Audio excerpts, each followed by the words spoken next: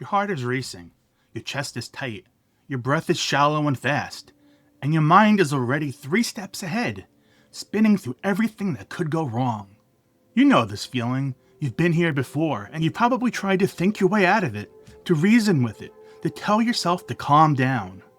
But here's what nobody tells you. You can't think your way out of anxiety. You have to breathe your way out. Here's what happens when you don't interrupt the cycle. Your body stays in fight or flight. Your heart keeps racing, your breath stays shallow, and your mind, following your body's lead, keeps spinning. The longer you stay in that state, the harder it is to get out. Your system starts treating the alarm as normal. Elevated, braced, tight, that becomes your baseline. Over time, it costs you. Your sleep gets worse. Your decisions get cloudier. The things that used to feel manageable start to feel like too much. Not because the world got harder, but because your body never got the signal that it was safe to stand down. Most people in this cycle try one of two things. They push through, white-knuckling it until the anxiety passes, or they avoid the situation entirely, which teaches the system that the threat was real and the alarm was right. Neither one of these actually works. Not in the long term. Because the problem isn't in your head, it's in your nervous system, and your nervous system doesn't respond to willpower or avoidance. It responds to something much simpler. Something you're already doing right now, every few seconds, without thinking about it. You breathe.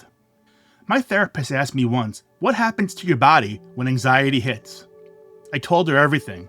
Heart racing, shallow breathing, tight chest, sweating, the whole package. She nodded and said something I've never forgotten. Your body knows how to fix this. You just have to teach it how. I'm an analytical person, a CPA.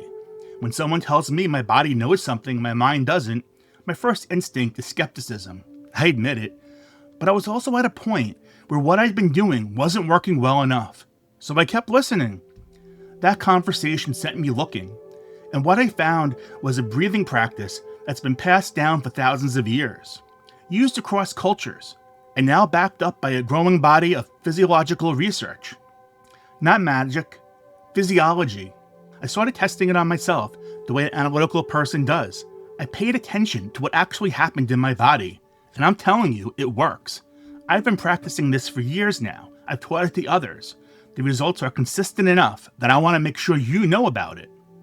Here's the core thing I want you to understand about anxiety and your body. Anxiety hijacks your nervous system. That's not a metaphor. When anxiety hits, your body shifts into fight or flight mode. Your heart rate climbs. Your breath gets shallow and fast. Your muscles tighten. Your digestion slows. Every system in your body reorganizes around one priority: survive the threat. And once your body goes there, your mind follows. Not the other way around. This is the part that most people get backwards. We think the anxious thoughts cause the physical response, but very often it's the physical state that drives the mental one. Your body sounds the alarm first. Your mind then goes looking for a reason to justify it, which means that trying to calm down by changing your thoughts is working against the current. The faster path is through the body, and your breath is the most direct access point you have to your nervous system. It's the one part of your autonomic system, the system that runs your heart rate, your digestion, your stress response, that you consciously control. Every other part of that system operates automatically, but your breath is a two-way door. When you're anxious, your breath changes. But the reverse is also true. When you change your breath deliberately, your nervous system responds. Your heart rate drops, your body gets the signal that the danger has passed. That's not philosophy. That's physiology. And it's the foundation of a practice that ancient yogic traditions figured out thousands of years ago. Let me explain exactly what's happening when you breathe intentionally and why it works. Your nervous system has two primary modes. The first is a sympathetic. That's fight or flight. Heart rate up, breath fast and shallow, body ready to respond to threat. This is the mode anxiety lives in. The second is parasympathetic. That's the rest and digest. Heart rate down, breath slow and deep, body safe and settled. This is where calm lives. Most of the time, your body moves between these two modes automatically. You don't choose.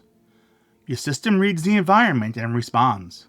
But here's what's important. Your breath sits right on the boundary between automatic and conscious. And the way you breathe directly signals which mode your nervous system should be in.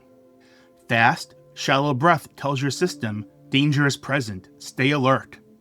Slow, deliberate breath tells your system the threat is past, you can stand down. The ancient yogic practice of pranayama, which means breath control, was built entirely around this understanding. These practitioners didn't have the physiological language we have now, but they understood through direct experience that breath was the lever, that controlling the breath was controlling the state of the body and the mind. One of the most effective pranayama techniques is called nadi shahana, alternate nostril breathing.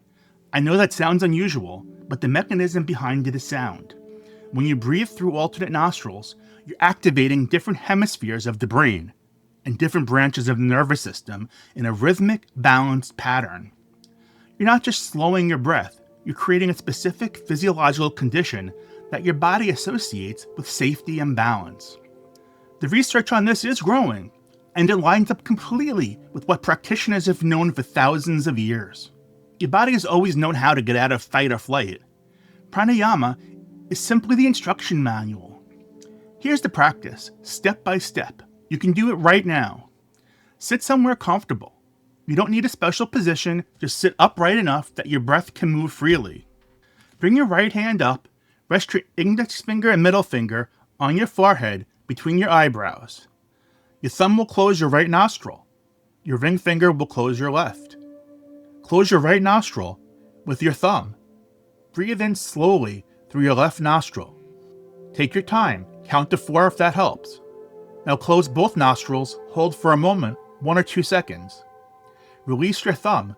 Breathe out slowly through your right nostril. Same pace. Count to 4. Now breathe in through your right nostril. Close both, hold for a moment, then release and breathe through your left. That's 1 round. The whole thing takes under 2 minutes.